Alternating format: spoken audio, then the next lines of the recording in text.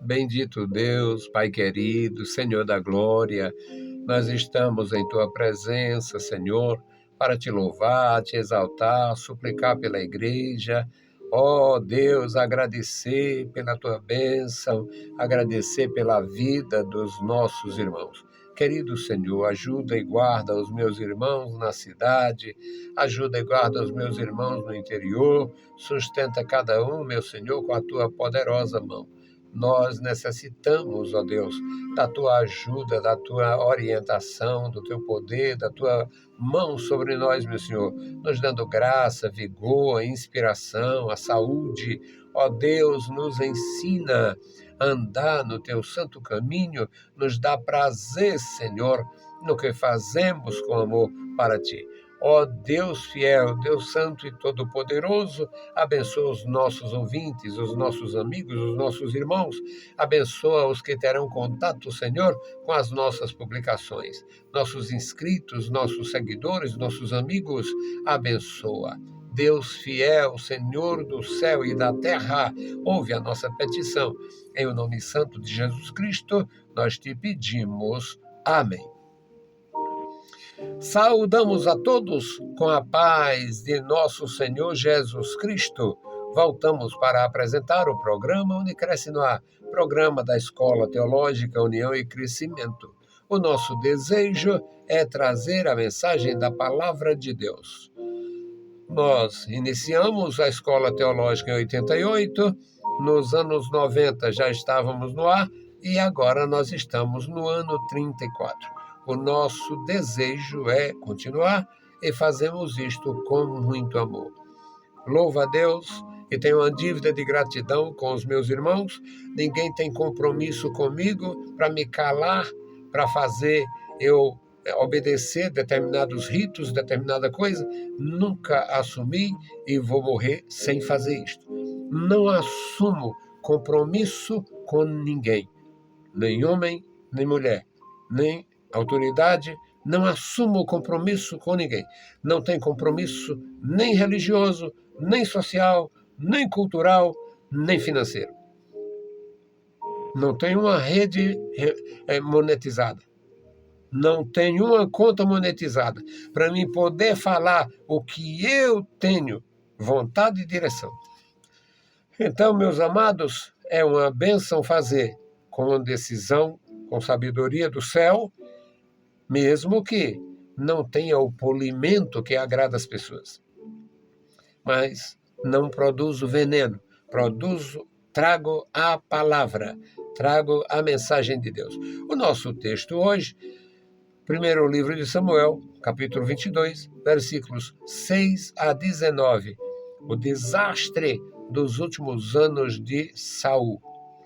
O desastre dos últimos anos do reinado de Saul. Quando se deixa de buscar a Deus, o precipício se avizinha. É bom não esquecer disto. Quando alguém deixou de buscar a Deus, estava prestes a cair. Quando se deixa de buscar a Deus, o precipício se avizinha. Nosso texto, 1 Samuel 22, 6. Ouviu Saul, que já se sabia, de Davi, dos homens que estavam com ele, e estava Saul em Gibeá, debaixo do arvoredo, em Ramá, e tinha na mão a sua lança, e todos os seus criados estavam com ele. Então disse Saul a todos os seus criados que estavam com ele: ouvi, peço-vos, filhos de Benjamim, dar-vos-á também o filho de Jessé a todos vós, terras e vinhas, e far-vos-á a todos chefes de milhares e chefes de centenas, para que todos vós tenhais conspirado contra mim, e ninguém há que me dê aviso de que o meu filho tem feito aliança com o filho de Jessé, e nenhum dentre vós há que se doa de mim, e me participe, pois meu filho tem contra mim sublevado o meu servo a armar ciladas, como se vê neste dia. Então respondeu Doeg, o Idumeu, que também estava com os criados de Davi, e disse: ao filho de Jessé vi vir a Nobe, a Aquimeleque, filho de Aitube, o qual consultou por ele ao Senhor e lhe deu mantimento. Ele deu também a espada de Golias, o filisteu. Então o rei mandou chamar Aquimeleque, sacerdote, filho de Aitube, e toda a sua casa, a casa de seu pai, e aos sacerdotes que estavam em Nobe, e todos vieram ao rei. E disse Saul: ouve-me, peço-te, filho de Aitube. E ele disse: eis-me aqui, senhor meu. Então disse-lhe Saul: por que conspirastes contra mim, tu e o filho de Jessé? Pois deste-lhe pão e espada, e consultaste por ele a Deus, para que se levantasse contra mim, a armar-me ciladas, como se vê neste dia. E respondeu Aquimeleque ao rei, e disse: e quem dentre todos os teus criados há tão fiel como Davi, o genro do rei, pronto na sua obediência a honrar a tua casa?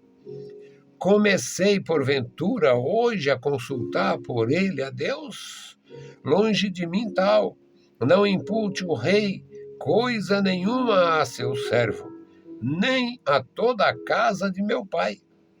Pois o teu servo não soube nada de tudo isso, nem muito, nem pouco.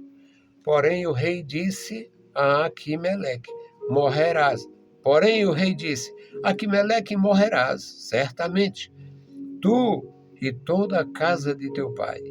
E disse o rei aos da sua guarda que estavam com ele: virai-vos e matai os sacerdotes do Senhor, porque também a sua mão é com Davi, porque souberam que fugiu e não me fizeram saber.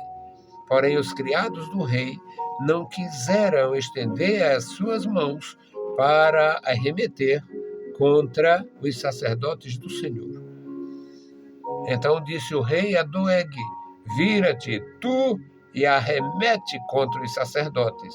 Então se virou Doeg, o Idumeu, e arremeteu contra os sacerdotes, e matou naquele dia 85 homens que vestiam o éfode de linho. Também a Nobe, cidade destes sacerdotes, passou ao fio da espada, desde o homem até a mulher, desde os meninos até o de mama, e até os bois, jumentos e ovelhas, passou ao fio da espada. Querido Deus, Pai Santo que estás nos céus, lemos a Tua palavra, pedimos a Tua graça, a Tua ajuda. Fala conosco, fala com os meus irmãos, fala com meus amigos, que nós possamos, meu Senhor, ouvir a Tua palavra e compreender. Abençoa a nossa audiência, abençoa os nossos amigos, seguidores, abençoa os nossos ajudadores e intercessores. Querido Pai, ouve dos céus as nossas petições, em nome de Jesus Cristo, nós te pedimos. Amém. Meus queridos irmãos, a precipitação do rei que Deus havia abandonado. Quando nós nos negamos a ouvir a voz de Deus, quando nós nos negamos a receber a instrução divina, quando nós achamos que já estamos aptos e preparados e podemos fazer do nosso jeito, nós estamos prestes a cair. Quando um homem que se apresentou diante de Deus, um homem que foi chamado, e nós sabemos que muitos foram chamados e não permaneceram.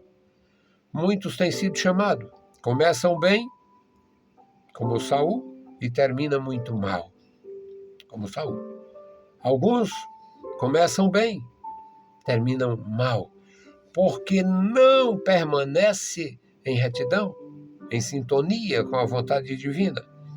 Saul tinha sido nomeado pelo povo e ungido por Deus, não tinha nada de improviso na unção de Saul.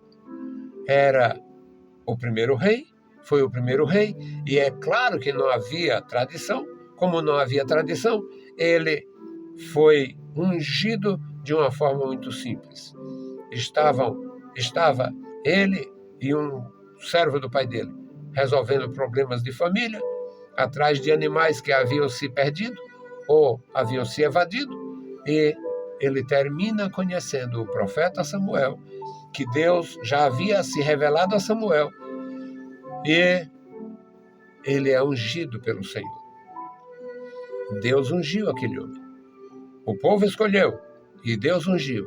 Se ele tivesse continuado dando ouvidos à voz de Deus, teria sido uma bênção. Mas ele não tinha tradição de buscar a Deus, revestido e investido da autoridade real, não buscou a Deus e teve um desastre de 40 anos. O reino dele, pouquíssimos anos foram positivos. Aqui, o Davi estava ainda fugindo dele. Davi era genro dele, ele tinha feito tudo de uma forma impensada e tinha casado o Davi com uma das suas filhas. E o resultado é que o casamento não era da vontade de Deus.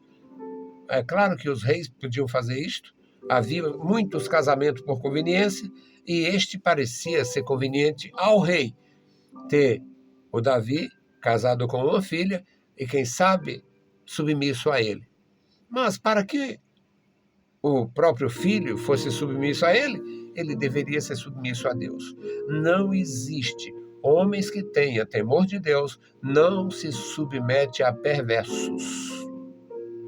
Não. Uma pessoa que tenha temor de Deus não se submete a perversos. Agora nós estamos numa situação terrível, porque o dinheiro está falando muito alto. Mas quem vende a sua honra, quem vende a sua consciência, quem vende a sua liberdade por dinheiro, merece o pior. Saul tinha feito o casamento da filha com este soldado valorosíssimo. Tinha investido esse soldado valorosíssimo de funções militares. Ele teve suas funções, desenvolveu várias funções, tudo com muita capacidade. Ele buscava a Deus, ele tinha temor, mesmo naquele contexto de tanta infidelidade, maldade, agressividade, ele tinha temor. Aí o Saul perseguiu ele, separou ele da própria filha, entregou a filha separada do marido para um indivíduo lá, para humilhar o Davi, e o Davi fugiu. Quando o Davi chegou em Nobe, ele não chegou lá fazendo um mexerico. Olha, o rei me traiu, o rei me machucou, o rei me... Não, ele chegou lá e disseram, e você aqui, porque estou a serviço. Estamos com uma diligência e tal. Aí pediu alimento, pediu coisa. Os sacerdotes disseram, não temos. Não tem, aqui só temos pão sagrado. Mas o pão sagrado não pode ser servido para soldados. Soldados têm imperfeições, não tem compromisso com a pureza. Então não pode. Aí ele, necessitado, disse, não, mas nós estamos há algum tempo sem nos relacionar com mulheres, nós estamos nessa missão que requer muito cuidado e, portanto, não tem problema, não compromete o pão de Deus, não. Aí o sacerdote deu o pão. Os outros estavam escondidos. E a justificativa dele é que era uma diligência do reino. O sacerdote, sem saber de nada, no tempo não tinha rede social, né? O sacerdote, sem saber de nada, deu alimento para eles, consultou a Deus por ele, para encorajá-lo de alguma forma, dar garantias nas suas lutas, e pegou a espada do Golias, que estava lá como um troféu sacerdotal, e entregou na mão dele. Tinha ali vários indivíduos da mesma tribo, do mesmo povo, e não fizeram alarde, mas tinha um pagão. Assim como entre os servos de Jesus tinha o Judas, que não era pagão. Judas era um judeu completo, um judeu perfeito, no sentido de ser da raça e tal, ter a cultura, só que era perverso. E lá tinha o Doeg, um idumeu. Ele era descendente de Esaú. E sempre houve problema com os israelitas. Ele era descendente de Esaú, estava a serviço de Saul, e observou tudo. Não sei se de longe, não sabemos, mas ele viu. E ele comunicou ao rei. Numa dessas campanhas do rei, estava lá em Ramá, debaixo de um arvoredo, fez uma reunião, como que uma reunião de emergência, e disse: eu acho que tem traidores aqui. Vocês estão me traindo. Eu quero saber de vocês se o filho de Jessé pode dar reino para vocês, pode dar terra para vocês, pode dar vinha para vocês, como eu fiz. Por que vocês estão, igual meu filho, conspirando contra mim ao lado do filho de Jessé? Ai, não tem ninguém aqui ao lado dele, não. Não tem, não, e tal. Aí o Doeg, o versículo 9 desse texto, o Doeg, o idumeu, que estava entre os criados, disse: eu vi o filho de Jessé, Enobe. Ele esteve com Aquimeleque, filho de Aitube. E o Aquimeleque consultou o Senhor por ele, deu mantimento a ele e ainda deu a espada do Golias. O Saul endoidou. Saul ficou enfurecido. Manda chamar o Aquimeleque. Mandaram chamar o Aquimeleque, toda a sua casa, toda a casa de seu pai, que era vários sacerdotes e filhos pequenos, adolescentes, que seriam futuros sacerdotes. E ele foi inquirir o Aquimeleque. Foi inquirir: por que conspiraste contra mim? Tu, como filho de Jessé? Não, senhor, não estou sabendo de nada. Mas consultaste a Deus? Sim, mas eu não consultei, não estou consultando a Deus, não comecei agora não. Eu sempre consultei o Senhor. Aí o rei mandou matar. O Aquimeleque era um homem, tinha hombridade, tinha coragem. No versículo 15 ele diz: porventura comecei hoje a consultar o Senhor por ele? Longe de mim tal coisa. Não impute o rei coisa nenhuma ao seu servo, nem a toda a casa de meu pai, pois o teu servo não soube nada.